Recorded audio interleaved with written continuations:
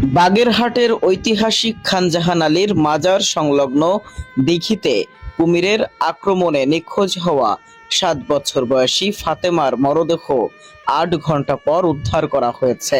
মঙ্গলবার ভোরে দিঘির মহিলা ঘাট সংলগ্ন পূর্ব পাশ থেকে মরদেহটি উদ্ধার করেন মাজারের খাদেমরা। স্থানীয় সূত্রে জানা যায়, সোমবার রাত 8:30টার দিকে মাজারের দিঘির মহিলা ঘাটে গোসল করতে নামলে হঠাৎ একটি কুমির ফাতেমাকে টেনে নিয়ে যায়। শিশুটির চিৎকার শুনে স্থানীয় বাসিন্দা ও দর্শনার্থীরা দ্রুত নৌকা নিয়ে দিঘিতে নেমে উদ্ধার তৎপরতা শুরু করেন। খবর পেয়ে ফায়ার সার্ভিসের একটি ইউনিট ঘটনাস্থলে পৌঁছে রাতভর অনুসন্ধান চালান। তবে দীর্ঘ সময় চেষ্টা চালিয়েও শিশুটিকে জীবিত উদ্ধার করা সম্ভব হয়নি। মঙ্গলবার ভোর 4:40-এর দিকে মাজারের খাদেমরা দিঘির মহিলা ঘাটের পূর্ব পাশে ফাতেমা নামের ওই শিশুটির মরদেহ ভাসতে দেখতে পান।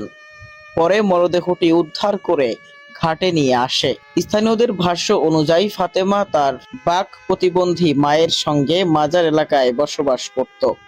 শিশুটির বয়স 1 বছর থাকতেই তার মা তাকে নিয়ে সেখানে আশ্রয় নেন। ঘটনার পর থেকে শোকে স্তব্ধ হয়ে পড়েছেন ফাতেমার মা। মেয়ের ব্যবহৃত ওড়না ও পানির বোতল বুকে জড়িয়ে তিনি দীর্ঘ সময় দিঘির ঘাটে নীরবে বসেছিলেন, যা উপস্থিত সবার হৃদয় ছুঁয়ে যায়।